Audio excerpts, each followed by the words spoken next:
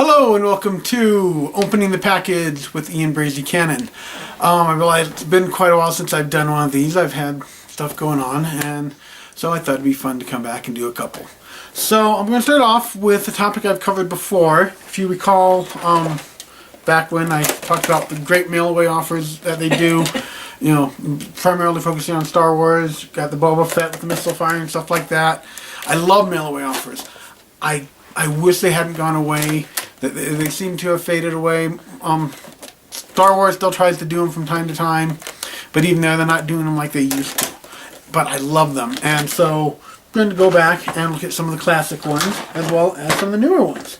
A cool one that didn't get much attention as far as I know was back when Kenner's was doing the Aliens vs. Predator line. They did have a really cool Predator figure that was mail away.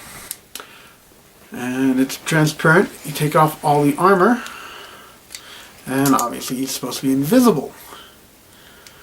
So this, the mold itself is the basic Predator mold. There was an Alien vs. Predator 2-pack that had basic Alien, basic Predator, and they took the basic Predator mold and they just did a clear transparent one.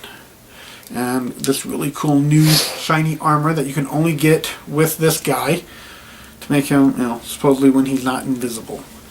And it was just, you know, cool little offer. I said love the mail away offers, so, you know, got into the Alien vs. Predator line and had to mail away for him.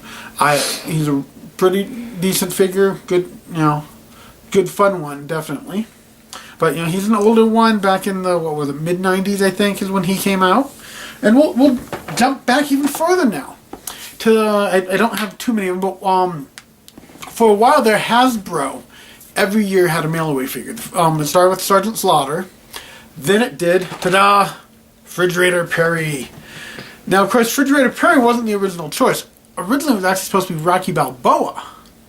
But there were some rights disputes and stuff like that.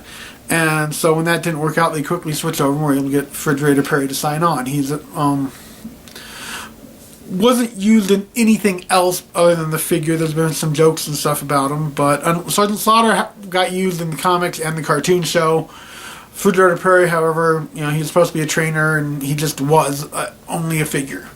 No other media used him, but fun little figure to have. Nothing too exciting. He had a ball on a chain. I have the accessory somewhere. I just couldn't find it, but it's like a spiked football on a chain for his weapon. You know, like I said, fun one, decent likeness of the actual person. And especially back then when they didn't have all the technology they have now, to get a decent likeness was a bit trickier.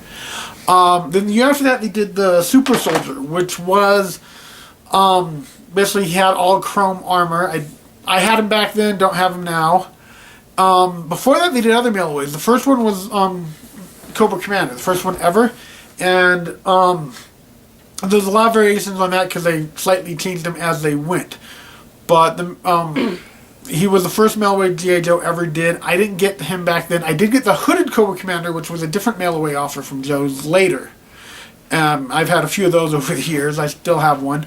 They also, one of the first mail-aways I did G.I. Joe was for Duke. Before Duke got released, he was a special mail-away offer that you could get a form with in the vehicles. And, you know, so G.I. Joe actually did quite a few different mail-away things, especially in the later years where you could get forms in the vehicles that would allow you to go and mail away for the older figures and older vehicles that they no longer release into the stores. So you could actually get the older stuff through G.I. Joe through mail-away offers, which I thought was pretty cool. Especially as one time I got rid of all my G.I. Joe stuff and got into it again and was trying to get the older stuff. And so you get some real cool stuff that way. And there were a few figures here and there that you could only get through mail-away, like, what was the name? Stardust, which was cobbled together from other figures. And there was a special make-yourself a G.I. Joe thing, where a special generic trooper kind of thing that changed slightly over the years that you could send in for and customize the file card and stuff for him. So there was some cool exclusive figures that way that you can only get that way. Of course, they did the anniversary line recently, and they had a mail-away figure, and they went with Doc, the first medic for the G.I. Joe team. He did come carded, and yes, I opened him once more. Title of this video blog is opening the package. I love opening them. Doc is a really well done figure. That this whole line was awesomely done. Came with all the original accessories. His little flare gun, his stretcher with med pack and stuff on it. His little hat with the medicine bottles. Of course, they gave him a satchel, and they gave him a flare pistol that goes into his holster. Once more, awesome detail on these guys. This was an awesome line. I probably should cover it before too long because I got most of the figures from it, but it was a really well done line. But obviously Doc, like I said, mail away figure. You could only get them by buying so many of the 2-packs they did. They did the comic book packs that had 2 figures, and you had to buy so many of those in order to send away for him. So he wasn't that easy to get, but he was worth it. I think he's an awesome figure. So we can always talk about Star Wars. Of course, last time I brought up, I mentioned Boba Fett as I showed the packaging. Still an awesome one. I don't believe I got into the Qui-Gon Opie.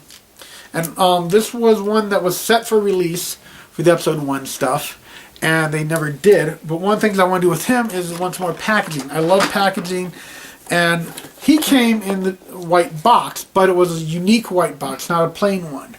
And, they can do some cool stuff with this when they do the packaging. This one's decent, not anything too exciting, but unique enough that it's kind of a cool one to keep. But however, around the same time they were doing that, of course, there was Indiana Jones and the Crystal Skull. The movie itself didn't too good, but thanks to that, we got a whole new Indiana Jones action figure line, which had some really cool stuff in it. And did a bunch of mail-away offers, both for the small-size figures and for the larger scale. Now, if you were collecting 12-inch figures, you could actually get an arc through the mail-away offer. I didn't collect the 12-inch. I collected the smaller ones. And for that, you could actually have one of the crystal skeletons. And the thing is, packaging-wise, it came in this box. Basically looking like a crate. But going off of what we saw Raiders of the Lost Ark and in Kingdom of the Crystal Skull, where, they keep all sorts of stuff in the government warehouse. And this is cool packaging. This is what I love seeing. So you got great Indiana Jones decal on the front, portrait of Dr. Jones with, the crate number. It's just awesome. I mean, and they did it in the individual figure packaging. They had smaller versions of this that all came with a unique artifact. And, of course, you have the figure, which is very well done. I thought it not overly posable because it feels like he's about ready to fall apart when you try to pose him. But posable enough. Of course, the throne is really well done. I mean, that alone is just awesome. And you get him to sit on the throne, and ta-da! Now, once more talking about the packaging. So doing, a fairly decent job with displaying. Even if you just were to open it, you could see that's where the throne went, that's where the skeleton went. And instead of just cramming them together, they really made it so this alone would work as a decent little display piece if you didn't want to do anything more. But I love it when they, put some effort into the packaging, because packaging does matter, collectability-wise. And so, in this case, this was a well thought out, really coolly designed packaging. And I love seeing that kind of stuff. And I just realized I skipped over some G.I. Joe stuff, so we're going to backtrack to G.I. Joe. Now, before they came out with the anniversary set, G.I. Joe went through a few years of trying all sorts of different things to come back. I mean, you got the Sigma 6, which personally I thought was a pretty lame series, didn't look good. They tried doing some kind of retro vintage, I'd call it, because they're trying to do the vintage style, but it's hard to describe. It was a weird series, and they give it a different name every year. Well, they also did some mail-away figures during that time. One of the themes was I can't remember the actual name of it, but it was basically kind of a spy thing where most of the characters had masks and stuff. I mean, you could turn one character into another. I think CoverGirl had a Baroness set up. Firefly, not Firefly, they created a character just for it called Agent Faces. And I believe he had the Firefly outfit. But they also did a mail-away Agent Faces one, which was actually cooler than you'd think for this series, because it's Agent Faces as a Crimson Guard. And basically, you have the mask. So basically what you got was a Crimson Guard figure with a removable helmet, which was kind of cool. It's supposed to be an Agent Faces. I, on the other hand, especially since the figure line didn't do too well, and you could find them clearance and stuff, I was picking these up quite a bit. And at the time they were doing the mail away, I had plenty of UPCs for it. So I sent away for like 4 of these guys, which means I have an army of Crimson Guards now with removable helmets. So that was actually pretty cool for me, because it was an army builder thing. And Crimson Guards were a nice vintage soldier. Basically, in this case, they stuck to the basic and they came out really good. So it was a great way to get an army. Now, the next year, they did a really cool, unique one. And it's the first time they've done a figure of Storm Shadow where you could see his face. So it was basically similar to the Agent Faces with a removable mask one. This is Storm Shadow. This is the initial look for him. Cool little dragon decal on the back. But ta-da!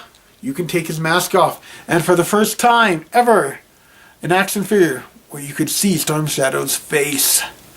So this was another cool one I had to get. I think I ordered 2 of them, so I think I have the second one somewhere downstairs. But this is the one I opened. And fairly simple. Didn't come with too much equipment-wise. It's the mask and the sword. But hey, Storm Shadow's awesome, so. So that's the basic of what I'm covering today on the Milliways. It's something I'd love to see more of. They just, for some reason, aren't really pushing them anymore like they used to. And it's kind of sad, because to me, one of the coolest things was, to send out and get this figure in the mail that you knew was a really cool thing that would never be released in the stores. But I guess with Amazon stuff, you can still kind of, send away for the figures. I know one of my future video blogs here will be about a really cool line that's coming out that you can't find in stores that I'm planning on getting. And of course I'm going to leave that as a surprise for when I get them. And that you will see me open one of them on the video blog, because I figure the day I get them, I will do a video blog about them, because I know they're going to be some of the coolest figures ever. So the people who are up to date on what's out there in toy-wise might be able to guess what I'm waiting on. But they will be awesome, I tell you. And it definitely fits with the vintage toy collecting and stuff like that. So that will do it for this episode of Opening the Package. I hope you enjoyed it, and we will see you in the next one.